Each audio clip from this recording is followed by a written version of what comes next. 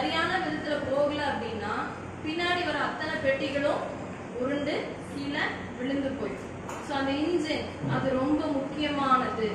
அது எங்க போகுதோ அதை அப்படியே பின்தொடர்ந்து போக வேண்டியிருக்கு. ஸோ நம்முடைய வாழ்க்கை என்னும் ஒரு ஓட்டத்துல இல்லைன்னா அதுக்கு முன்னாடி நான் சொன்ன செய்கைகள், பல செயல்களை நீங்க சொன்னீங்க. உட்கார்றது, எந்திரிக்கிறது, நடக்கிறது, பேசுறது, படிக்கிறது, இதெல்லாம் செயல்கள் மத்தியில நான் யோசிக்கிறது, நான் சிரிக்கிறது, நான் அழுறது, பல பல செயல்களின் மத்தியில நமக்கு பிரதானமாய் தேவைப்படுகிற ஒரு காரியம் அன்பு. ஹல்லேலூயா. அன்பு. நான் அன்பு காட்டும் செயல். நான் அன்பு என்னும் ஒரு இன்ஜின். அந்த அன்பு இல்லைன்னா அந்த வீடு நகராது, இடிஞ்சு கீழே விழும். அன்பு இல்லாத குடும்பம் சீக்கிரமா உடைஞ்சு போகும். அன்புன்ற இன்ஜின் முன்னாடி கரெக்டா இழுத்துட்டு போகலன்னா பின்னாடி இருக்கிற பெட்டிகள் எல்லாம் தடுமாறும். ஹல்லேலூயா. அன்பு தானே அது. குழந்தைங்களுக்கு ஏற்ற மாதிரி செய்தின்னு நினைக்காதீங்க. தேவன் என்னோடு பேசி கொண்டிருந்தார், நிச்சயமாக உங்களோடும் பேசுவார். ஆமென், ஆமென். ஹல்லேலூயா, ஹல்லேலூயா. நம்ம 1 யோவான் 4ஆம் அதிகாரம் 8ஆம் வசனம், அதனுடைய முதல் லைன் மட்டும் படிக்கலாம். 1 யோவான் 4ஆம் அதிகாரம் 8ஆம் வசனத்தின் முதல் பகுதி. அன்பில்லாதவன் தேவனை அறியான். அன்பில்லாதவன் தேவனை அறியான். என்கிட்ட நான் ஆண்டவரை அறியவில்லை என்றால், நான் தேவனை அறியவில்லை என்றால் என்னிடத்துல அன்பை பார்க்கவே முடியாது. நான் எந்த அளவுக்கு நான் தேவனை அறிந்திருக்கிறேனோ, நான் எந்த அளவுக்கு தேவனை அறிந்திருக்கிறேனோ அந்த அளவுக்கு என்னுடைய அன்பை பார்க்க முடியும். ஹல்லேலூயா. தேவனுடைய பிள்ளைகளுக்கும் மற்றவர்களுக்கு இருக்கிற வித்தியாசம், நான் தேவனை அறிந்திருந்தால், நான் தேவனை எவ்வளவு தூரம் அறிகிறேன், நான் அதற்காக எவ்வளவு நேரம் செயல்படுகிறேன், எவ்வளவு நேரம் கொடுக்கிறேன் என்பது மிகவும் முக்கியமான காரியம். ஒவ்வொரு அறையிலையும் நம்ம எத்தனையோ பொருட்களை வைக்கிறதுக்கு நம்ம இடம் ஒதுக்கி வச்சிருக்கோம். நான் ஜெபிக்கிறதுக்காக நான் எந்த அறையை இல்லை, எந்த இடத்தை நான் ஒதுக்கி வைத்திருக்கிறேன். என் வீடு பெருசா சின்னதா அதை பத்தின கேள்விங்க இல்ல. நீங்க அந்த இடத்துல குடத்தை வைங்க, திருப்பி குடத்தை எடுத்து மாத்திட்டு உங்க பெட்ஷீட்டையோ எதையோ ஒண்ணு விரிச்சு அதுல தேவனோடு உட்கார்ற நேரம் இல்ல உட்கார்ற இடம் ஒதுக்கப்பட்டிருக்கிறதா? நான் தேவனோடு இருக்கிறதற்காக நான் நேரம் செலவிட்டிருக்கிறேனா? நான் தேவனை அறிந்திருந்தால், நான் என் தேவனை, என்னை படைத்த, என்னை உருவாக்கின என் தேவனை நான் அறிந்திருந்தால் என்னிடத்தில் அன்பு காணப்படும், என்கிட்ட அன்பு வெளிப்படும். நான் அதுக்கு நேரம் கொடுக்கல, நான் அதுக்காக நான் உட்கார்ல, நான் ஆண்டவரோடு நான் செயல்படல அப்படின்னா என்கிட்ட இருந்து அன்பு புறப்படுறத பார்க்கவே முடியாது. சோ இப்ப என் கையில ஒரு ஸ்ட்ராபெரி இருக்கு. ஓகே, இது ஒரு ஒரிஜினல் ஸ்ட்ராபெரி. சோ இது ஒப்பிட்டு பேசுறதுக்காக இல்ல, பட் இந்த ஸ்ட்ராபெரி இருக்கும் போது, இல்லைன்னா இது ஒரு பழம். ஓகே, இந்த பழம் என் கையில இருக்கும் போது, ஓகே, இது ஆண்டவர்னு நினைச்சுக்கோங்க. ஒப்பிட்டு பேசுறதுக்காக இல்ல, பட் நீங்க நினைச்சுக்கொள்ளுங்க. இன்னொன்னு என் கையில அதே பழத்தை பயன்படுத்தி ஒரு மில்க் ஷேக் பண்ணிருக்காங்க. ஓகே, ஒரு ஜூஸ் மாதிரி ஒண்ணு பண்ணிருக்காங்க. என்கிட்ட ஒரு ஜூஸ் இருக்கு, அந்த பழம் இருக்கு. இது மனுஷன் நினைச்சுக்கோங்க, இத ஆண்டவர்னு பாத்துக்கோங்க. அப்படி இருக்கும்போது நான் ஆண்டவரை ருசி பார்த்தேன் ஆனால், நான் அந்த பழத்தை நான் ருசி பார்த்தேன் ஆனால், நல்லா இருக்கு, டேஸ்ட் கொஞ்சம் நல்லா இருக்கு, லைட்டான ஒரு புளிப்பு இருக்கு, ஆனா நல்லா சூப்பரா இருக்கு, நல்லா இருக்கு. நான் அதை ருசி பார்க்கும் போது என் தேவனை நான் அறிந்து கொள்ளுகிறேன். நான் என் தேவனை அறிந்து கொள்ளுகிறேன்.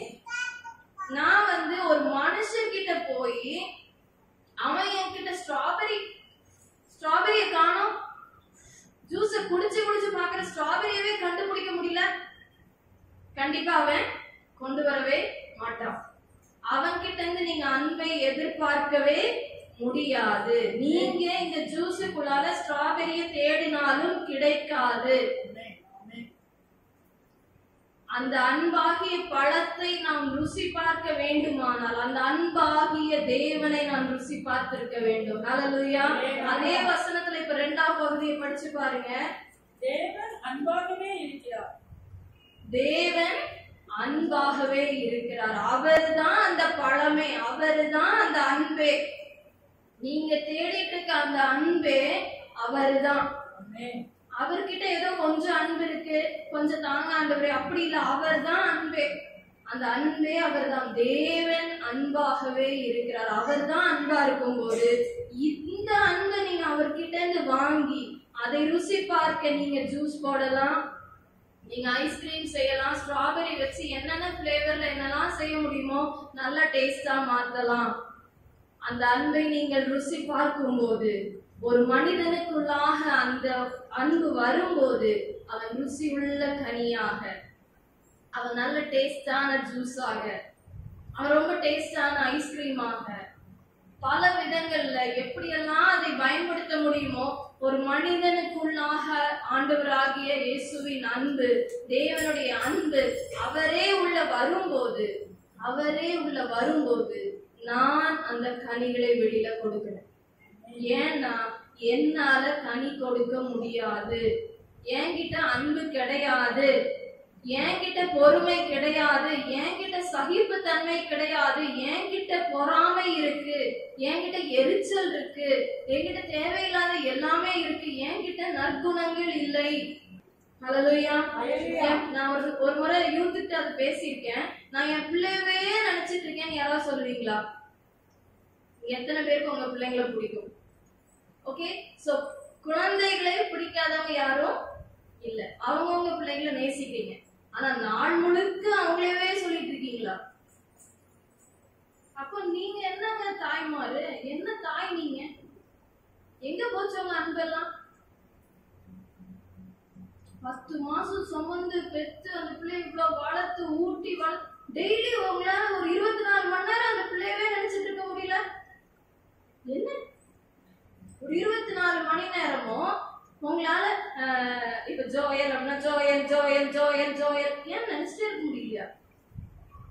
சுயநலமான மனிதர்கள் எல்லாருக்கும் சுயநலம் இருக்கு. நீங்க உங்க பிள்ளைய நினைக்கும் போது, நீங்க கவலைப்படும் போதெல்லாம் இவெல்லாம் வளர்ந்து எனக்கு நல்ல பேர் கொண்டு வருவானா, எனக்கு சுயநலம், இவெல்லாம் என்னை நல்லா பாத்துக்குவாளா, வளர்ந்த பிறகு என்னை நல்லா கவனிப்பாளா, என்ன நேசிப்பாங்களா, இதெல்லாம் என்ன சோறு போடுமா, சுயநலம் எல்லாத்துலயும் இருக்கு. எல்லா மனுஷனுக்குள்ளயும் இருக்கு. அன்பான தாய்க்குள்ளாலே அது இருக்குமே. ஆனால் நீங்க எப்படி உங்க கணவர்கிட்ட அதை எதிர்பார்ப்பீங்க? என் கணவர் ரொம்ப அன்பா இருக்கணும், அவர் ஒண்ணுமே கண்டுக்க மாட்டேங்கிறார், அவர்கிட்ட அன்பு, எந்த மனுஷன்கிட்டையும் அன்பு புறப்பட்டு வராது. ஏன்னா எந்த மனிதனும் அன்பாகவே இருக்கிறான்னு வசனம் சொல்லல, தேவன் அன்பாகவே இருக்கிறார்.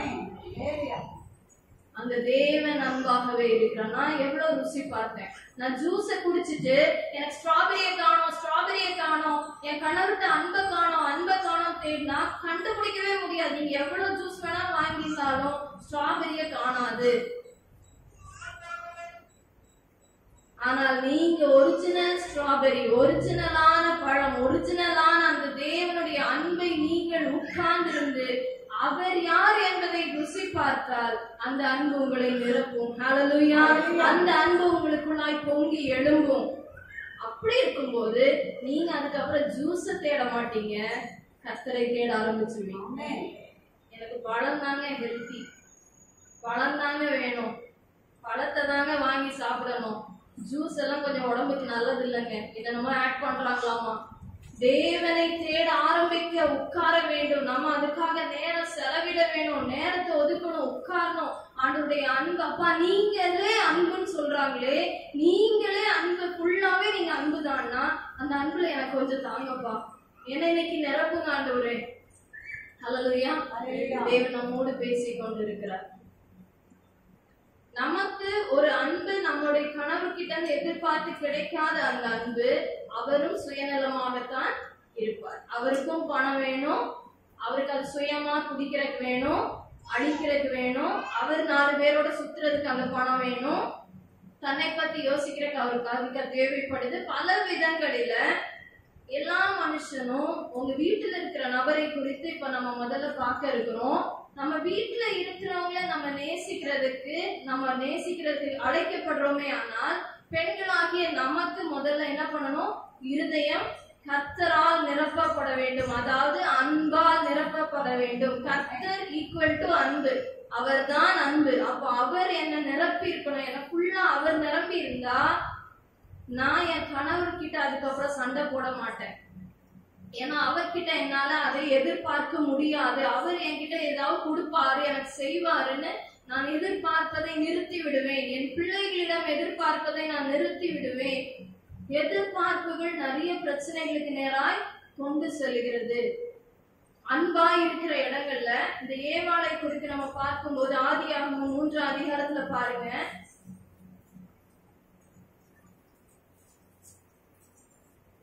ஆதியாகமம் 3ஆம் அதிகாரத்துல இங்க 1ஆம் வசனத்தோட கடைசி பகுதியில, நீங்கள் தோட்டத்தில் உள்ள சகல விருட்சங்களின் கனியையும் புசிக்க வேண்டாம் என்று தேவன் சொன்னது உண்டோ என்றது. அதுக்கு முன்னாடி வசனத்துல, அதாவது 2ஆம் அதிகாரம் 25ஆம் வசனம் பாருங்க. 24ஆம் வசனம் யாராவது படிக்கலாமா? இது நிமித்தம் புருஷன் தன் தகப்பனையும் தன் தாயையும் விட்டு தன் மனைவியோட இசைந்திருப்பார், அவர்கள் ஒரே மாம்சமாய் இருப்பார்கள். அவங்க ஒரே மாம்சமா இருப்பாங்க, இசைந்து இருப்பாங்க. எல்லாம் ஆதாம் சொல்லிட்டார். ஓகேயா? இசைந்து இருக்க வேண்டியவர்கள், ஒரு மனதா இருக்க வேண்டியவர்கள் கணவனும் மனைவியும். நம்முடைய வீடுகள்ல கணவர் இல்லாத நேரத்துல மனைவி என்ன மாதிரி காரியங்களை சிந்தித்துக் கொண்டிருக்கிறாள்? கணவர் வீட்டில் இல்லாத நேரத்துல மனைவி தன் நேரத்தை எவ்வாறு செலவிடுகிறாள் என்பதை சிந்திக்க வேண்டும். நாம் சிந்திக்க அழைக்கப்படுகிறோம். கணவர் இல்ல அப்படின்னா, 4 நாள் ஊர்ல இல்ல அவர் வேலைக்கு போயிருக்காரு அப்படின்னா, நான் எப்படி அங்கே இருக்கிறேன், நான் என்ன மாதிரி சிந்திக்கிறேன், நான் எதெல்லாம் சரியா செய்கிறேன், நான் செலவுகளை எப்படி செய்கிறேன்.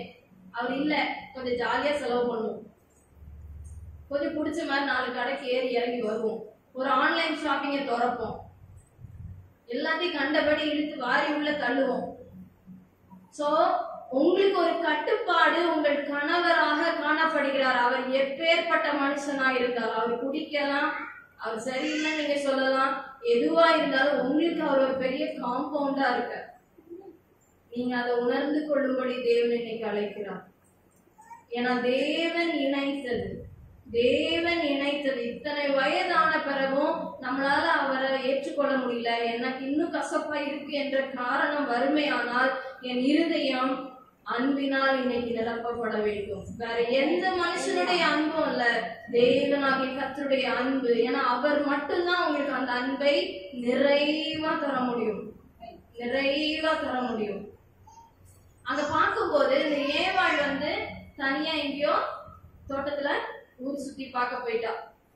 என்னெல்லாம் இருக்கு, எதெல்லாம் பறிக்கலாம், எதெல்லாம் விடலாம், இது ஏன் அப்படி சொன்னாரு, அது ஏன் இப்படி இருக்கு, ஏன் இந்த கணவர் இப்படி சும்மா எப்ப பாரு கத்திட்டு இருக்காரு, இந்த மாதிரிலாம் ஒரு வெறுப்பும் கசப்பும் அவர் மேல காட்டி தனியா ஊர் சுத்த போன மாதிரி போன இடத்துல மாட்டிக்கொள்ளுகிறார். உலகத்தின் காரியத்துல ரொம்ப கவனமா இருக்க வேண்டும். நான் என் கணவருக்கு நான் கீழ்ப்படிய அழைக்கப்பட்டிருக்கிறேன். கீழ்ப்படினா என் பிள்ளைங்க தான் கீழ்ப்படியும், அதே மாதிரி நானும் கீழ்ப்படியுமா, நான் கை கட்டி நிக்கணுமா, நான் முட்டி போட்டு நிக்கணுமா, அந்த மாதிரி இல்ல.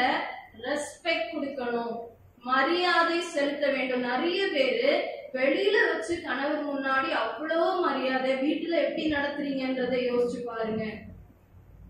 வீட்டுல எந்த அளவுக்கு உங்க கணவருக்கு மரியாதை செலுத்தப்படுகிறது, நீங்க செய்கிறதை உங்க பிள்ளைங்க பார்த்துக்கிட்டே இருக்காங்க. உங்க பிள்ளைங்களும் உங்க கணவரை, அதாவது அவங்க அப்பாவை மதிக்க மாட்டார்கள். நீங்க மதிக்க ஆரம்பிங்க. அவர் எப்பேற்பட்டவரா இருந்தாலும் உங்க இருதயம் கர்த்தருடைய அன்பினால் நிறைந்திருக்குமே ஆனால் நீங்க அவரை மதிக்க ஆரம்பிப்பீங்க, நீங்க அவர் மேல அன்பு செலுத்த ஆரம்பிப்பீங்க. உங்க அன்பு உண்மையானதாய் வெளியில வரும். ரொம்ப கஷ்டமா இருக்குல்ல, இந்த செய்தியை கேட்கறதுக்கு ரொம்ப கஷ்டமா இருக்குல்ல. ஏன் கணவரையா, அவரையா, அந்த மாதிரி ஒரு ஆளையா, அவர் கூட எல்லாம் என்னால எங்கேயா போக முடியுமா, ஒரு மரியாதை இருக்குமாங்க, அவரோட ட்ரெஸ்ஸும் அவர் முடியும் அவர் நடையும், படிக்காதவரு அசிங்கமா வருவாரு, அவர் கூட எல்லாம் ஐயோ வீட்டுல கச்ச கச்ச கச்சன்னு கத்திக்கிட்டே இருப்பாரு, நொய் நொய் நொயின்னு இருப்பாரு. ஆனால் வீட்டின் தலையாய் தேவன் தந்த நபர். ஹல்லேலூயா. நம்ம இன்னைக்கு சிந்தித்து பார்ப்போம்.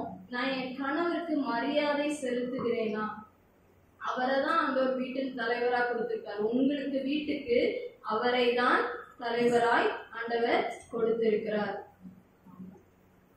யோவான் 15ஆம் அதிகாரம் 4ஆம் வசனம் படிக்கலாமா? யோவான் 15:4.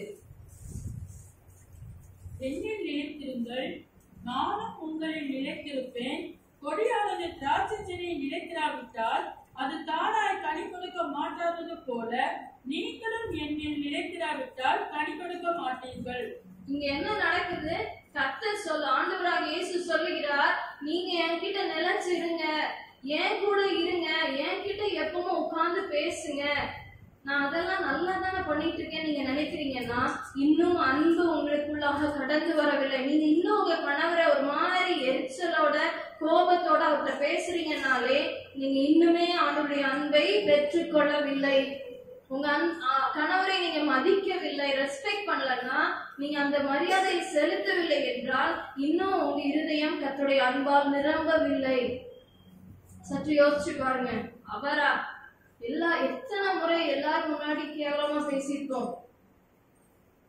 நம்முடைய நாவை குறித்து இதோட நல்ல செய்தி இங்க எங்கேயுமே கேட்டுக்க மாட்டோம். அப்பா நிறைய முறை சொல்லியிருக்காங்க. இன்னைக்கு கூட சொன்னாங்க, சுக்கான் அந்த ஏவாள் அன்னைக்கு அந்த தோட்டத்துல அப்படியே ஜாலியா சுத்திக்கிட்டு, அவர் சொல்றதெல்லாம் நான் ஏன் கேட்கணும்? அது எப்ப பாரு புலம்பிட்டே தான் இருக்கும். அது பாட்டி வீட்டுல உட்காந்து அரைச்சமாவே அரைச்சிட்டு இருக்கோம். நம்ம கொஞ்சம் ஜாலியா நடந்துட்டு வருவோம். போன போக்குல போனதுல எங்கேயோ ஒரு சிக்கல்ல சிக்கி கொண்டு தன் குடும்பத்தை ஒரு சுக்கானாக இருந்து வீட்டை ஏதேன் தோட்டத்தை விட்டு வெளியே தள்ளி கொண்டு வந்துட்டான். நம்முடைய வாழ்க்கை பெண்கள் ஒரு சுக்கானாய் காணப்படுகிறோம். நம்மளால நம்ம வீட்டை திருப்பி ஏதேன் தோட்டத்துக்குள்ளாலே வைக்க முடியும். அதே சுக்கான், அதே பெண், நான் ஏதேன் தோட்டத்துல இருந்து என் குடும்பத்தை மொத்தமா வெளியில தள்ளி வெளியே போ, நல்ல வாழ்க்கையா வேண்டாம், அழிஞ்சு நாசமா போ அப்படின்னு நீங்களே இழுத்து வெளியே தள்ள முடியும். இனிமேல் கணவரை குறையோடு பார்த்து கொண்டிருக்கிற கண்கள் மாறி என்கிட்ட உண்மையாவே அன்பு வெளிப்படுதா? ஆரம்பத்துல ஒரு 25 வருஷம் முன்னாடி, ஒரு 10 வருஷம் முன்னாடி, ஒரு 5 வருஷம் முன்னாடி, 15 வருஷம் முன்னாடி அவர்கிட்ட இருந்த அன்பு என்கிட்ட இப்ப இல்ல. ஏன்னா அவர் ஏதோ தப்பு பண்ணிட்டாரு, எனக்கு அவர் மேல அவ்வளவு கசப்பா இருக்கு அப்படின்னா நான் அந்த கசப்போட பார்த்து கொண்டிருப்பேனே. ஆனால் என் குடும்பத்தை நான் ஏதேன் தோட்டத்தில் வைக்க முடியாது, வெளியே தள்ள வேண்டிய நேரிடும். நான் என்கிட்ட அன்பை நான் என் கணவர்கிட்ட அன்னைக்கு நான் ரெஸ்பெக்டா நடந்திருந்தேன், அவர் சொல்றதை கேட்டு அடங்கி நான் வீட்டுல இருந்திருந்தேன்னா, அவர் கூட இருந்திருந்தேன்னா, நான் என் பிள்ளையாகிய காயின் ஆபேலுக்கு நான் அன்பை கற்றுக் கொடுத்திருந்திருப்பேன். ஆபேல் செத்துக்க மாட்டான். நான் என் பிள்ளைங்களுக்கு அன்பை கற்றுக் கொடுக்கணும். என் பிள்ளை முரட்டுத்தனமா வளர்றான், என் பையன் கீழ்ப்படைய மாட்டேங்கிறான், என் பொண்ணு இப்படி இருக்கு, அடங்குறது ஒரு பொண்ணா இருக்கு, அப்படியே உலகத்துக்கு ஏத்த மாதிரி எங்க இருந்துன்னா ஒரு பெண்ணாகிய நான் முதலாக அது உணர வேண்டும். நான் படிச்சிருக்கேன், எனக்கு கொஞ்சம் வேலை பார்க்க தெரியும், எனக்கு கொஞ்சம் திறமை இருக்கு அப்படின்றப்போ கணவரை கீழே பார்க்காதீங்க. அவர் தான் வீட்டோட தலை. என்ன சூழ்நிலையிலும் அவர் நோய்வாய்ப்பட்டே படுத்திருந்தாலும், அவர் உங்களை எவ்வளவு கேவலமா திட்டுறவரா இருந்தாலும், ரொம்ப நிந்தையா பேசுறவரா இருந்தாலும், என் வாயின் வார்த்தைகள் அவரை காயப்படுத்த கூடாது. அப்படின்னா என் இருதயம் கிறிஸ்துவினால் நிரப்பப்பட்டிருக்கணும், அவருடைய அன்பினால் நிரப்பப்பட்டிருக்கணும். அவர் இப்படி வந்து உட்கார்ந்து கேட்கவில்லையே, நான் டெய்லி கேட்டுட்டு இருக்கேனே, நான் வாரந்தோறும் கேட்கிறேனே, எனக்கு என்ன சத்தியம் நான் வெளிப்படுத்தினேன் என் வீட்டுக்குள்ள. நான் அவரை பார்த்து வாயில வந்த வார்த்தையெல்லாம் சொல்லி கூப்பிடுறேன், நான் கேவலமா திட்டுறேன். நான் பஸ்ல வந்துட்டு இருந்தேன், ஒரு 4 பெண்கள் ஒரு 4 ஆண்கள் அவ்வளவுதான் இருந்திருப்பாங்க, கூட்டமே இல்ல பஸ்ல. அவ்வளவு அமைதியா இருக்கு, ரொம்ப ஸ்மூத்தா அமைதியா வந்துட்டு இருக்கோம். 2-3 கண்டக்டர்ஸ் மட்டும் டிரைவர் கிட்ட நின்று கச்ச கச்ச கச்சன்னு அவனுக்கு ஏதோ கிண்டல் பண்ணி சிரிச்சு பேசிட்டு இருக்காங்க. எல்லாரும் அமைதி, பாட்டு எதுவும் ஓடல, அப்படியே அமைதியா இருக்கு பஸ். திடீர்னு ஒரு அம்மாவுக்கு இந்த கரெக்டா அந்த ஒண்டிபுர் பாலத்துல ஒரு போன் கால். அந்த அம்மா போன் எடுத்துட்டு மொத்த பஸ்ஸுமே இப்படி திரும்பி பாக்குற மாதிரி, என்னம்மா 3000 ரூபாய் நீ எப்ப தருவ? அப்படி கத்து கத்து உன்னை பார்த்தா அவ்வளவு சாந்த சொரூபியா, அப்படியே ஒரு ஜூஸ் பால் வடிகிற முகமா, இப்படி எல்லாம் நீ உட்காந்து அப்பா நல்ல வேலை விட்டு அரைஞ்சிரும். அவ்வளவு கோபத்துல உக்கிரத்துல நின்று அப்படி கத்துது அந்த அம்மா போன்ல. நிறைய நேரங்களும் பார்க்கும்போது அமைதி சாந்தம், பார்த்தாவே அப்படியே ரொம்ப நல்ல தங்கம், அப்படி நல்ல அக்கா, நல்ல சகோதரி. அவங்க வீட்டுக்கு போய் திடீர்னு போய் நின்று பாருங்க, அந்த பட்டாசுகள் எப்படி இருக்குன்றது. நம்ம அமைதியா பேசியிருந்தாலும், வீட்டுக்குள்ள வெளியில சத்தம் கேட்டக்கூடாதுன்னு அமைதியா பேசியிருந்தாலும், உங்கள் குடும்பத்தை நீங்கள் ஏதேன் தோட்டத்தில் வைக்க முடியும். நீங்க பேசுற வார்த்தையில இருக்கு, நீங்க சுக்கானாய் திருப்புறதுல இருக்கு. அன்னைக்கு அந்த ஏவாள் மொத்த குடும்பத்தையும் அழிக்கிற மாதிரி ஆயிடுச்சு. ரெபேக்கால பாருங்க, தன்னுடைய பிள்ளைகளுக்குள்ளாக ஒரு கோபத்தை மூட்டின, ஒரு அன்பு செலுத்தாத ஒரு தாய்.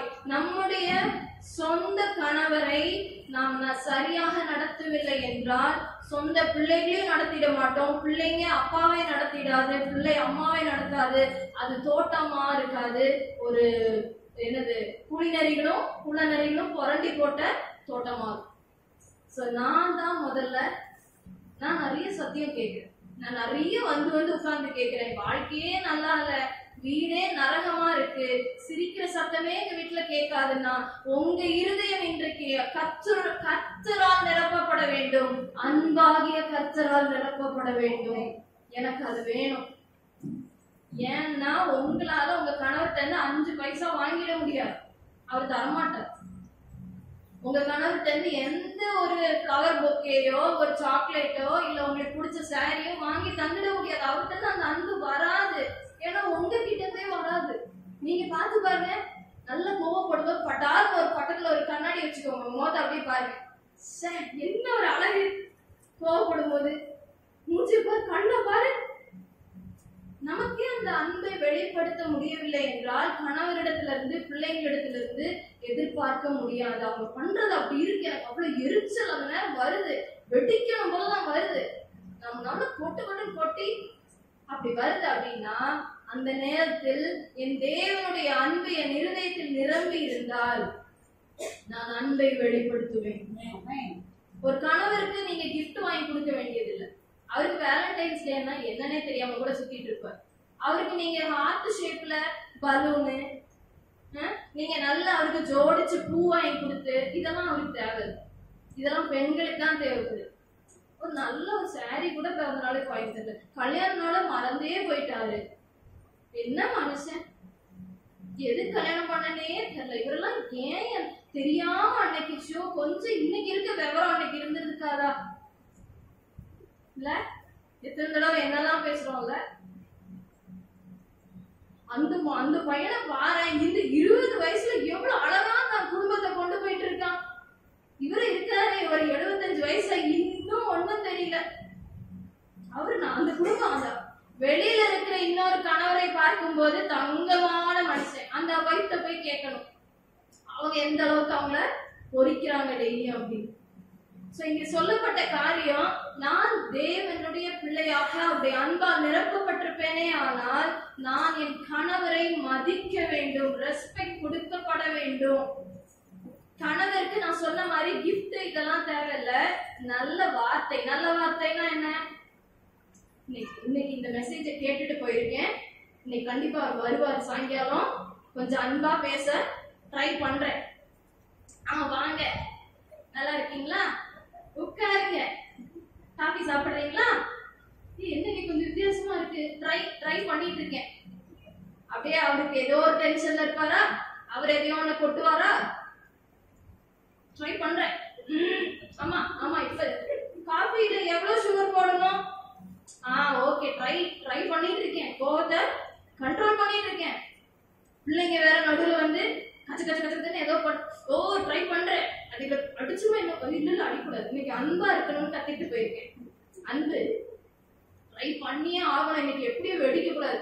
அந்த ஆள் அப்படியே மெதுவா உங்களுக்கு பிடிக்காத ஒரு பாயிண்ட கரெக்டா அந்த நேரத்துல உங்களுக்கு எது பிடிக்காதோ அந்த பாயிண்ட சரியான நேரத்தில் சொல்லி முடிப்பார், உங்களுக்கு வெடித்து முடிக்கும். அவ்வளவுதான். எஸ், உங்களால அதுக்கு மேல கண்ட்ரோலே இருக்காது. அதான் சொன்னேன், நம்மளால இல்ல பெண்களாலும் சரி எந்த மனிதனுக்குள்ளயும் அன்புன்னு ஒரு குணம் இல்லை. அவங்க கிட்ட எல்லாம் சுயநலம் தான் இருக்கும். நமக்குன்னு என்ன பண்ணிருக்க, நீ இத்தனை நாளா என்ன வீடு கட்டியிருக்க, என்ன பண்ண, நீ எல்லாம் என்ன மனுஷன், என்ன இத்தனை நாள் உயிரோட இருந்து என்ன சாட்ச, இப்படி எல்லாம் அன்னைக்கு வெடிச்சு முடிச்சிரும். ஏன்னா சுயநலம் தான் உள்ள இருக்கும், அன்பு வெளிப்படாது. கிறிஸ்து உங்களுக்குள் தங்கி இருந்தால், உங்களுக்குள் இருந்தால் அந்த நேரத்துல அப்படி ஒரு லைன் சொல்லும் போதும் நல்ல கடினமா உழைக்கிறீங்க. உங்களுக்கு ஆலமத்தி விடவா, அதுக்கு ஆலமத்தி விடுற மாதிரி நேரமா இருந்திருக்க, காலையே உடைக்கணுன்ற மாதிரி நேரமா இருந்திருக்கும், ஆனா காலமத்தி விடவா? எஸ், தேவனுடைய அன்பு உங்கள் இருதயத்தில் நிரம்பி இருக்கும் போது, அவர் குடிகார கணவராய் இருந்தாலும், அடிச்சு பாத்திரங்களை உடைச்சு நொறுக்கிறவராய் இருந்தாலும், தேவனுடைய அன்பு உங்கள் இருதயத்தில் நிரம்பி இருக்கும் போது, அவர் சொட்ட தலையா இருந்தாலும், அவர் பார்க்கறதுக்கு என்ன அசிங்கமா இருந்தாலும், அவரை நான் நேசித்து அவரை நான் பாதுகாப்பேன், அவருக்கு நான் இணைந்து இருப்பேன். அவரை கொஞ்சம் உற்சாகப்படுத்துற மாதிரி வார்த்தை சொல்லணும்னா, எப்பவுமே ஆண்களுக்கு அவங்க வேலை ரொம்ப பிரதானமா இருக்கும். அவங்க என்ன வேலை செய்யறாங்க, நல்லா எந்த வேலையா இருந்தாலும், அது ரொம்ப மொக்க வேலையா இருந்தாலும், யூத் சொல்ற மாதிரி ஆயிடுச்சு, ரொம்ப கேவலமான வேலை, இதெல்லாம் ஒரு வேலையா, இத போய் பெருசா உட்காந்து பண்ணிட்டு இருக்க, ரொம்ப நல்லா பண்ணீங்க, வீட்டுக்காக எவ்வளவு கடினமா உழைக்கிறீங்க, பிள்ளைங்க நல்லா பாத்துக்கிறீங்க, இது வாயில இருந்து வரக்கூடாது. அது நீங்க ட்ரை தான் பண்ணுவீங்க. ஓகே, ட்ரை பண்ணி கடைசியில அது ஃப்ரை ஆயிரும், பொரிச்சிருவீங்க கடைசியில. அதனால அது வாயில இருந்து நீங்க என்ன துதி பாடினாலும் அது ஒத்து வராது. உள்ளத்துல தேவனுடைய அன்பு நிரம்பி இருக்க வேண்டும். நான் கர்த்தரை ருசி பார்க்காமல், நான் எந்த விதத்திலும் நான் ஸ்ட்ராபெரிய கொடுப்பேன், என்கிட்ட குடிச்சு பாரு, நான் நல்ல அன்பானவதான் அப்படின்னு ட்ரை பண்ணாலும் நீங்க அன்பை காட்ட முடியாது. உங்க பிள்ளைங்க கிட்ட நீங்க அன்பா நடந்துக்க முடியாது. தேவனுடைய அன்பை ருசி பார்க்காமல் உங்களால் வீட்டில் இருக்கிறவர்களை நேசிக்க முடியாது. வீட்டில் இருக்கிறவர்களை நேசிக்க முடியாது. அன்னைக்கு அந்த ஏவாள் தன் கணவரோடு இருந்திருந்தான்னா, ஏதேன் தோட்டத்துல அழகா தாயினாவே அழகா அன்பாய் ஒற்றுமையாய் அழகான ஒரு குடும்பம் எழும்பி இருக்கும். இன்னைக்கு உங்க வீட்டை நீங்க என்ன சுக்கானாய் மாற இருக்கிறீங்க, எந்த பக்கமாய் திருப்ப போறீங்க? ஏதேன் தோட்டத்தை விட்டு நீங்களே உங்க வீட்டுல ஒரு பிரச்சனையை, நீங்க ஒரு காரியத்தை கணவருக்கு பிடிக்காத, அவர் பிடிக்காததான் சொல்லிட்டாரு, நீங்க பிடிக்காத ஒரு வார்த்தையை அவர்கிட்ட சொல்லிட்டீங்கன்னு வைங்க, எப்படி இருக்கும்? அவ்வளவுதான். அவர் சொல்றது எத்தனை வேணாலும் நான் கேட்டுக்கணுமா? நான் சொன்ன அந்த ஒரு ஒத்த வார்த்தை, அவ்வளவுதான், வீடு ரெண்டா டமார் ரெடி. நீங்க எந்த அளவுக்கு உங்கள் வார்த்தைகளை விடுகிறீர்கள், எப்படி நீங்க சுக்கானை திருப்புவதற்கு பயன்படுத்துகிறீர்கள்? நீங்க அந்த இடத்துல நல்ல காரியங்களை பேசும்போது, தேவனுடைய அன்பை நீங்க அங்க வெளிப்படுத்தும் போது, அந்த அன்பு அப்படியே போய் பொங்கி எழுந்த நெருப்பு அப்படியே அணைச்சு, அப்படியே அமைதிப்படுத்தி, பிள்ளையை அமைதிப்படுத்தி, உங்கள் குடும்ப சூழ்நிலைகளை அமைதிப்படுத்தி கட்டுகிறதாக ஒரு தோட்டமாக எழும்பி இருக்கும். இல்லைன்னா அன்னைக்கு ராத்திரி நீங்க அழுதுகிட்டே தான் தூங்குவீங்க. இவர் சரியில்லைன்னு நெக்ஸ்ட் டே புலம்பிக்கிட்டே தான் நடப்பீங்க. தேவனுடைய அன்பு ஜனமே, நம்ம கையில தான் இருக்கு. நம்ம வீட்டை ஏதேன் தோட்டமா வச்சிருக்கோமா, இல்ல எப்படி மாத்துறோம் அப்படின்றது. நான் இப்ப மறுபடியும் இந்த ஒரு வசனத்துக்கு நேராக திருப்ப விரும்புகிறேன். ஆதியாகமம் 3ஆம் அதிகாரம் 2ஆம் அதிகாரம் 24ஆம் வசனம் நம்ம படிச்சோம் இல்லையா? புருஷன் தன் தகப்பனையும் தன் தாயையும் விட்டு தன் மனைவியோடு இசைந்திருப்பான், அவர்கள் ஒரே மாம்சமாய் இருப்பார்கள். மனைவியோட இசைந்து இருப்பான். இசைந்து இருக்கிறது அப்படின்னா, பெற்றோர் எல்லாம் உதறி தள்ளிட்டு நான் என் மனைவியோட தான் இசைந்து இருக்கிறேன் அப்படின்னு தள்ளி வர்றது இல்ல. இதுல இசைவு என்பது ஒரு மனதை குறிக்கிறது. ஹல்லேலூயா. எனக்கு இதுல ஒரு மனது, எல்லா காரியத்திலும் ஒரு மனதை விரும்புகிற தேவன். என் கணவர் ஒண்ணு சொல்றாருன்னா அதே இதை நானும் சிந்திக்கிறதுக்கு இருக்கிறேனான்னு பார்க்கணும். ஓ, நானும் இதே தான் நேற்று யோசிச்சேன்.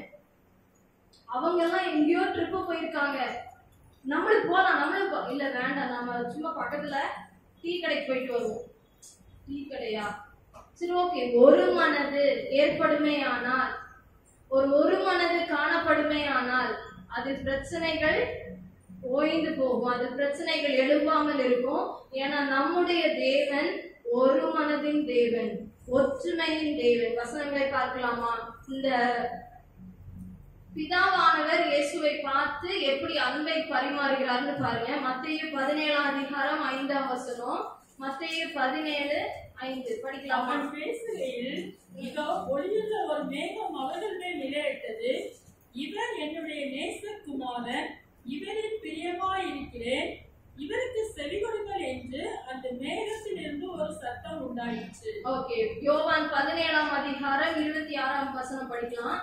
யோவான் 17:26 நீர் என்னிடத்தில் வைத்த அன்பு அவர்களிடத்தில் இருக்கும் படிக்கும், நானும் அவர்களில் இருக்கும் படிக்கும் நீர் என்னிடத்தில் வைத்த அன்பு. ஓகே, அடுத்த வசனத்துக்கு போலாம்.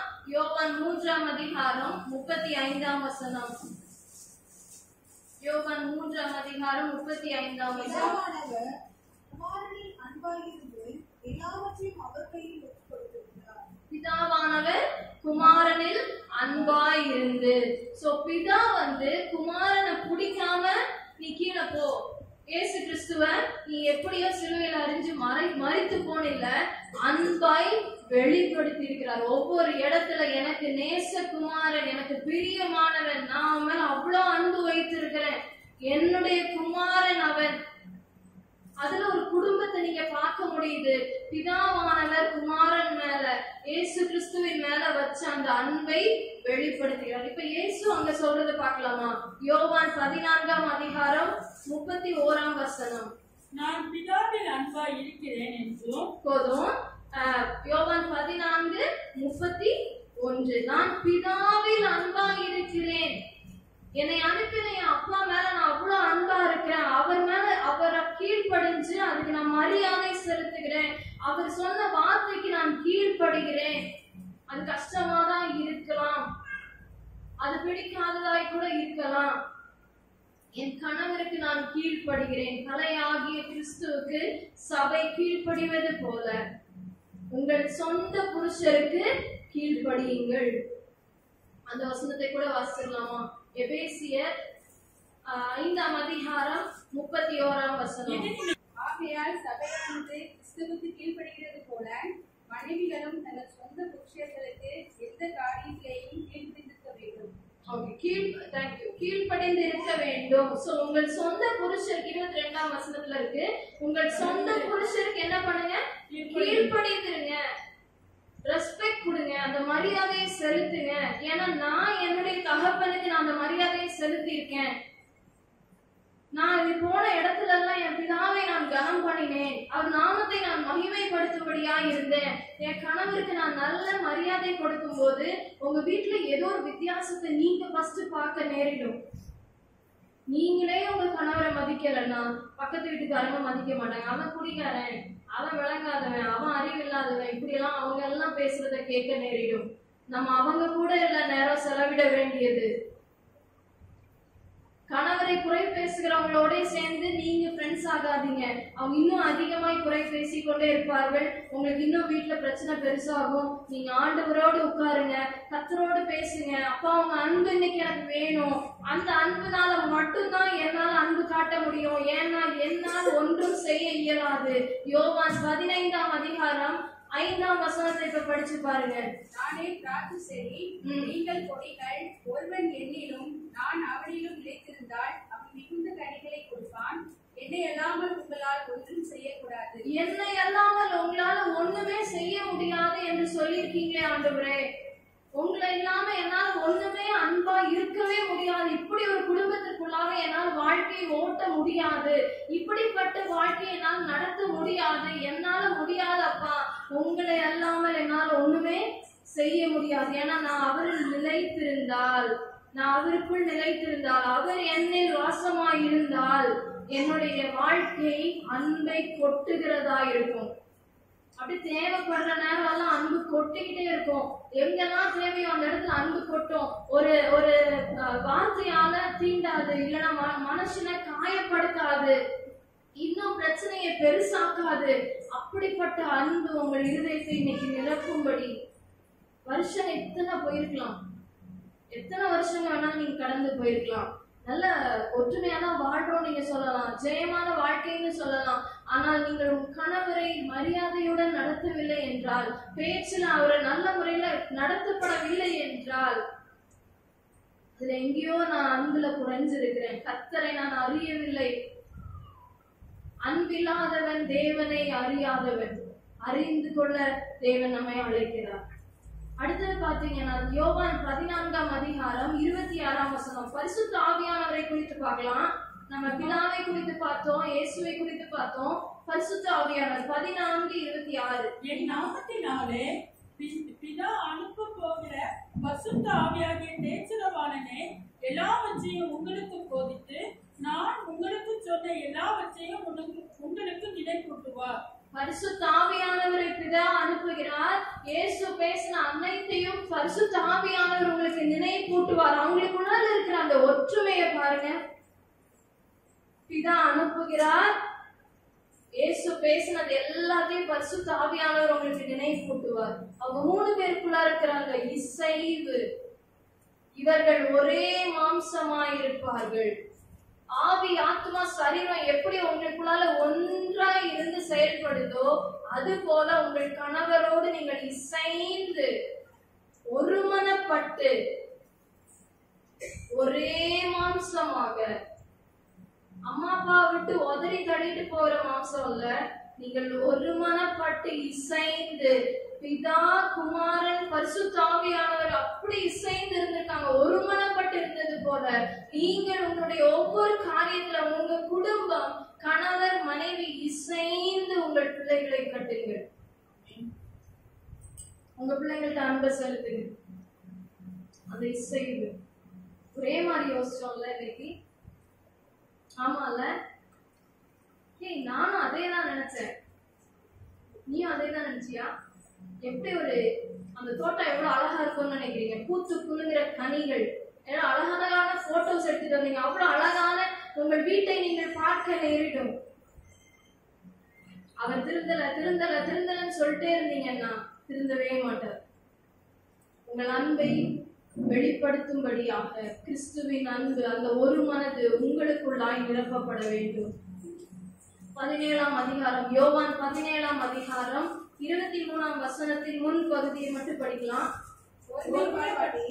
ஒருமைப்பாட்டில் அவர்கள் தேறினவர்களாய் இருக்கும்படிக்கும், ஒருமைப்பாட்டில் அவர்கள் தேறணும் ஆண்டவரே என்று சொல்லி இயேசு அங்க விண்ணப்பம் பண்ணுகிறார். இந்த மனுஷங்க எல்லாம் ஒருமனப்படணும்ப்பா. நான் இப்ப குடும்பத்தை மட்டும்தான் ஃபர்ஸ்ட் பேசிட்டு இருக்கேன். இந்த குடும்பத்துக்குள்ள ஒரு மனது வரணும். பிள்ளைக்கும் அம்மாக்கும் இடையில ஒரு மனது ஏற்படணுமே, ஒற்றுமை கடந்து வரணுமே, எல்லா பிள்ளைகளையும் சரியாக நடத்த தெரியணுமே. ஒரு பிள்ளைய ரெபேக்காள் மாதிரி இல்லாம ஒரு பிள்ளை இப்படி, ஒரு பிள்ளை இப்படி, இது இப்படி அப்படின்னு நானே கணக்கு போட்டு, நானே என் மனக்கண்களை இதுக்கு இந்த மாதிரி, இதுக்கு இந்த மாதிரி வாழ்க்கை அமைச்சது இல்ல. என் அன்பு, என் கிறிஸ்துவின் அன்பு எனக்குள் இருக்குமே, ஆனால் அது வெளியே வரும்போது எல்லா பிள்ளைகள்கிட்டையும் சரியா பங்கிட்டு கொடுக்கும். எல்லார்கிட்டையும் அது பொங்கி எழுப்புகிறத நீங்க பார்க்க முடியும். உங்க அன்பு நடிக்கிறதாய் காணப்படாது. இங்க வந்து நீங்க கொஞ்ச நேரம் ஒருத்தரை பார்த்துட்டு போறதுல இருக்கிறது உங்களுடைய உண்மையான அன்பு என்று சொல்ல முடியாது. ஏன்னா கொஞ்ச நேரம் ஹாய் அக்கா நல்லா இருக்கீங்களா, சிஸ்டர் நல்லா இருக்கீங்களா, கொஞ்ச நேரம் ஹாய் சொல்றோம். இதுல உங்க அன்பை ரொம்ப நேரம் ஒரு ஆள்கிட்ட பேசும்போது, அதுல முக்கியமா அதனாலதான் நான் கணவர்கிட்ட இருந்து ஆரம்பிச்சேன். உங்க வீட்டுலதான் அந்த அன்பை நீங்க உண்மையாகவே காண்பிக்கிறீர்களா என்பதை பார்க்க முடியும்.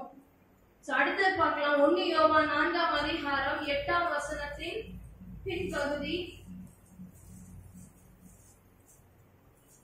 தேவன் அன்பாகவே இருக்கிறார். அதுல 4ஆம் அதிகாரத்துல 10ஆவது வசனத்தை படிங்க.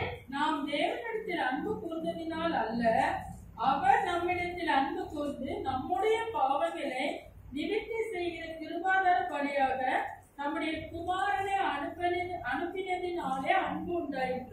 பிதாவாகிய தேவன் நம்ம மேல வச்ச அன்பு அவருடைய குமாரனை அவர் அனுப்புகிறார். அங்க முதல்ல அவங்களுக்குள்ளாக ஒரு மனது வந்திருக்கு. நான் அனுப்புறேன் உன்னை, நான் போறேன் அப்பா, நான் அதுக்கப்புறம் தேற்றவாளனாக நான் போய் எல்லாருக்குள்ளாலையும் தங்கி இருக்கிறேன் என்று சொல்லி அந்த ஒரு மனது அங்க ஏற்பட்ட பிறகு பிதாவானவர் குமாரனை நமக்காக அனுப்பி வைக்கிறார். சோ அந்த அன்பு நமக்கு கிறிஸ்துவை மூலமாக நம் அண்டை வந்து சேருகிறது, வேற எங்கிருந்தும் வராது. அவங்க நமக்காக செய்த தேவன் நமக்காக செய்த அந்த பெரிய காரியம் கிறிஸ்துவின் அன்பு நமக்கு கிடைக்கும்படியாக அங்கிருந்து மட்டும்தான் நீங்க அந்த அன்பை பெற்றுக்கொள்ள முடியும். அதுதான் உங்க வீட்டுல வெளியில கடந்து வரும். யோவான் 14ஆம் அதிகாரம் 17ஆம் வசனம் 23ஆம் வசனம் படிக்கலாமா? யோவான் 14, 17, 23. உலகம் அந்த சத்திய ஆவியானவரை காணாமலும் அறியாமலும் இருக்கிறபடியால் அவரை பெற்றுக்கொள்ள மாட்டாது. அவர் உங்களுடனே வாசம் பண்ணி உங்களுக்குள்ளே இருப்பதால் நீங்கள் அவரை அறிவீர்கள். ஓகே, அந்த லாஸ்ட் பகுதியை பாருங்க. பரிசுத்த ஆவியானவர் உங்களுடனே வாசம் பண்ணி, உங்க கூடயே அவர் வாசம் பண்ணுகிறவர். பரிசுத்த ஆவியானவர் உங்களுக்குள்ளாக வாசம் பண்ணுகிறவர். அடுத்த வசனம் 23 படிக்கலாம். இயேசு அவனுக்கு பிரதியுத்தரமாக, ஒருவன் என்னில் அன்பாயிருந்தால் அவன் என் வசனத்தை கைக்கொள்ளுவான், அவனில் என் பிதா அன்பாயிருப்பார், நாங்கள் அவனிடத்தில் வந்து அவனோட வாசம் பண்ணுவோம். நாங்கள் பிதாவும் குமாரனாகிய கிறிஸ்துவும் வந்து அவரிடத்தில் வாசம் பண்ணுவோம். இப்ப 3 பேரும் வந்து நமக்குள்ள வாசம் பண்றாங்க. பரிசுத்த ஆவியானவர், பிதா, குமாரன், நாங்கள் வந்து உங்களுக்குள்ளாக வாசம் பண்ணுவோம். ஏன்னா எங்களுக்கு ஒரு மனது இருக்கும். உன்னை நடத்துகிற காரியத்துல, உன் குடும்பத்தின் காரியத்துல, உனக்கு செய்ய வேண்டிய காரியத்துல எல்லாத்துலயும் ஒரு மனதா இருக்கிறோம். உன்னை நினைவாகவே இருக்கிறோம்னா உன் நினைவாகவே தான் இருக்கும். நமக்கு அந்த ஒரு மனதை தேவன் இன்னைக்கு கேட்கிறார். எத்தனை விஷயத்துல உங்க குடும்பத்துல ஒருமனப்பட்டு நீங்க காரியத்தை செய்ய முடிஞ்சது? சில விஷயங்கள்ல நீங்க அமைதியா இருக்க வேண்டிய சூழ்நிலை இருந்திருக்கலாம். சில விஷயங்கள்ல உங்களுக்கு பேச வேண்டியது நேரிட்டு இருக்கலாம். ஆனா எல்லா இடத்தையும் அந்த ஒரு மனதை காண முடியுமே ஆனால் அது தேவனால் உண்டானது. ஹல்லேலூயா. அது தேவனால் உண்டானது. இது தேவனால் உண்டான காரியம். இது தேவனால் வந்தது. இப்படியெல்லாம் சொல்றோம்ல, அங்க அந்த ஒரு மனது கடந்து வர வேண்டும். ஒரு மனது கடந்து வர வேண்டும். இது யங்ஸ்டரான ஒரு கப்பல், இல்லைன்னா ஒரு புதுசா கல்யாணம் இருக்கும், இல்லைன்னா யங்கான கல்யாணம் ஆனவங்களுக்காக பேசப்படுறது இல்ல. பெண்கள் அனைவரும் வீட்டை கட்டுகிறவர்கள், ஏதேன் தோட்டத்தை உருவாக்குகிறவர்கள், அழிக்கிறவர்களாய் இருக்க மாட்டோம். ஹல்லேலூயா. நாம் அழிக்கிறவர்களாய் இருக்க மாட்டோம். அன்பினால் வீட்டை கட்ட முடியும். புத்தி உள்ள ஸ்திரீ அங்கதான் இருக்கா. அன்பினால் தன் வீட்டை கட்டுகிறார். என்கிட்ட அன்பு இல்ல, நானும் ட்ரை பண்ணி பாக்குறேன், ரொம்ப அன்பா இருக்கணும்னு முயற்சி பண்றேன், பொறுமையா இருக்கணும்னு பாக்குறேன், என்னால முடியலன்னு நினைச்சீங்கன்னா உங்களால முடியாதுதான்.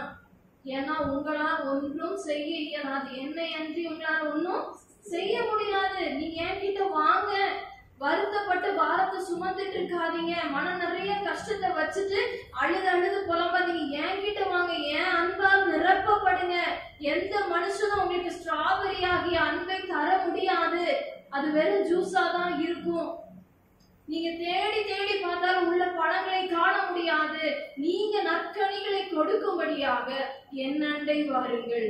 அதனாலதான் ஆவியின் கனியில முதல் கனி அன்பு வேணும்னா அவரே தேவன் அன்பாகவே இருக்காருன்னா அவர்கிட்ட போய் தான் உட்கார்ந்தே ஆக வேண்டும். நான் அவர்கிட்ட தான் அதை நான் படிச்சே ஆக வேண்டும். இப்ப எபேசியர் 5ஆம் அதிகாரம் 31ஆம் வசனத்தை படிப்போம்.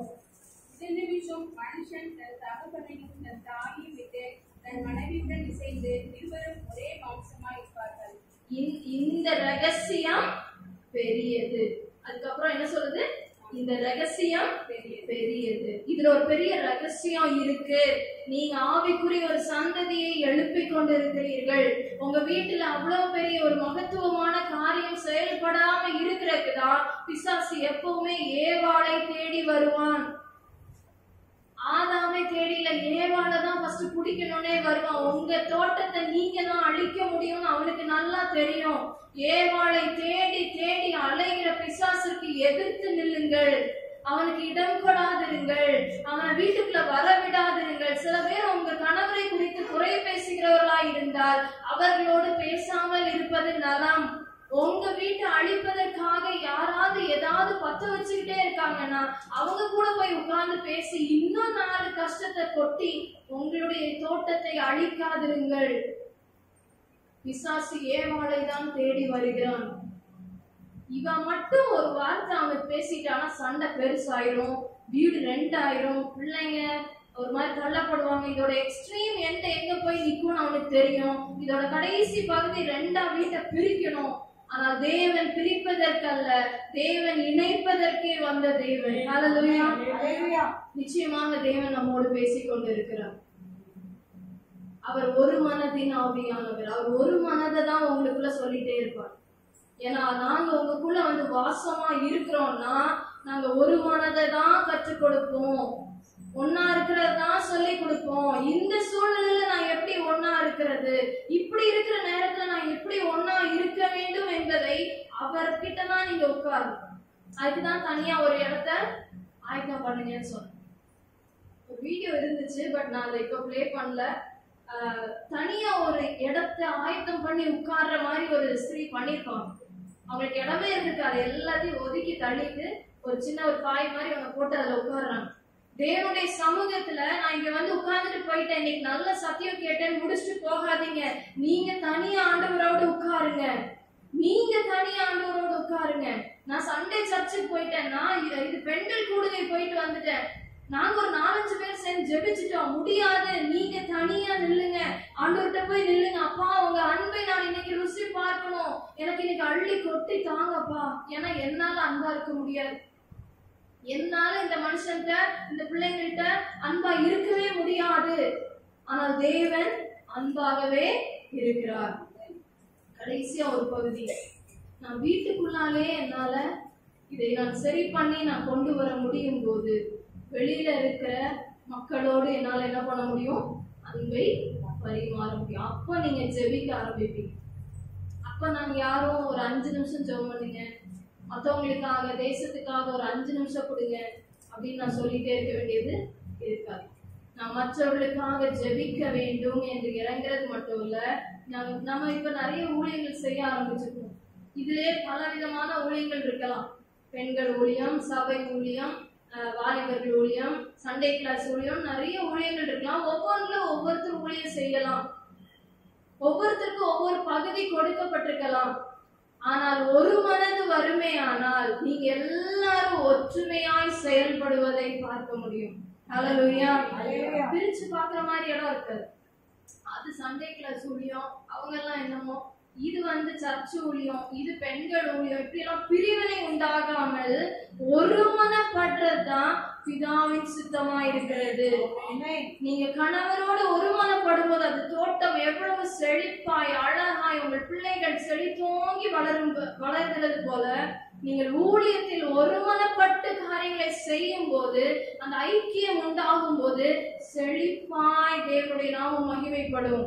அவர் அதில் பிரியம் கொள்கிறார், அவருக்கு அதுதான் பிடிக்கும். பிரதானமான காரியம் அவர் ஒப்புரவாக்குகிற தேவன், ஒட்டி வைக்கிற தேவன், ஒருமனப்படுத்துகிற தேவன், மன்னிக்கிற தேவன். இதெல்லாம் என்கிட்ட இருக்கு, இதெல்லாம் தான் நான் அன்பா உள்ள கொட்டி வச்சிருக்கேன், உனக்கு இந்த தரேன், அந்த அன்பை உனக்கு தரேன். நீயும் மன்னிக்க பழகு, நீ ஒருமனப்படு. நீ ஊழியம் செய்ய நீ நின்னுட்ட அப்படின்னா இங்க ஆராதனை நடத்தலாம், செய்தி கொடுக்கலாம், நான் பாடல்கள் பாடலாம், இல்ல நான் வந்து திருவசனத்தை சொல்லி கொடுக்கலாம். என்ன ஊழியம் நீ செய்தாலும் ஒருமனப்பாடு தேவைப்படுகிறது என்று தேவன் விரும்புகிறார். ஹல்லேலூயா. அவர் அதை விரும்புகிற தேவன். ஒருமனப்பட்டு செய்யும்படி தேவன் அழைக்கிறார். இசைந்து மனவாட்டி மணவாளனோடு இசைந்து, சபை தலையாகிய கிறிஸ்துவோடு இசைந்து காரியங்களை நடப்பிக்கும் போது அது ஒரு பிரதான காரியத்தை பார்க்க முடியும். இது கடந்த சில நாட்களுக்கு முன்பாக நானு, அப்பா, தம்பி 3 பேரும் காலையில அப்பா செய்தி கொடுத்திருக்காங்க, தம்பி மத்தியானம் யூத்ல செய்தி கொடுக்குறான். அதுல எண்டிங்கா நான் ஒரு பாட்டை எடுத்து வச்சிருக்கேன். சோ இதுல எல்லாத்துலயும் ஒரு கனெக்ஷன் இருக்குது. அன்னைக்கு எனக்கு ஆண்டவருடைய நாமத்துக்கு மகிமை உண்டாவது. அன்னைக்கு ரொம்ப உற்சாகமா இருந்தது. அப்பா சொன்ன செய்தியின் சாரத்துல இருந்து தம்பி பேசிட்டு இருக்கான்.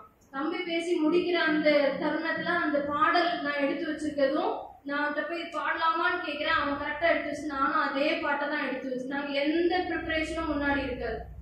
இதைதான் நான் பேச போறேன் இதுக்கப்புறம் இல்ல. அன்னைக்கு அதை பார்க்கும் போது அந்த ஒரு மனதின் ஆவியானவர் அங்க அசைவாடினதை நான் பார்த்தேன். அவ்வளவு சந்தோஷமா இருந்துச்சு. அது ஒரு உங்களால நினைக்க முடியாத ஒரு சந்தோஷம். என் தேவன் இதில் அசைவாடி கொண்டிருக்கிறார், என் தேவன் என் குடும்பத்தில் அசைவாடுகிறார், என் பிள்ளைக்குள்ள இருக்கிறது என் மனசுல இருக்கிறது ஒன்னா இருக்கு. எனக்கு உடனே கீழ்ப்படியும் அந்த பிள்ளை. ஏன்னா நீங்க அன்பதான் கொட்டுவீங்க, அங்க வார்த்தையால கொட்ட மாட்டீங்க, மனசை காயப்படுத்த மாட்டீங்க. உங்க கணவர்கிட்டயும் உங்ககிட்ட இருந்து ஒரே காரியம் வெளிப்படும். இந்த லேண்ட வாங்கலாமா? வேண்டாம். ஓகே வேண்டாம். இந்த நகையை வாங்கலாமா? வாங்குவோம். வாங்குவோம்.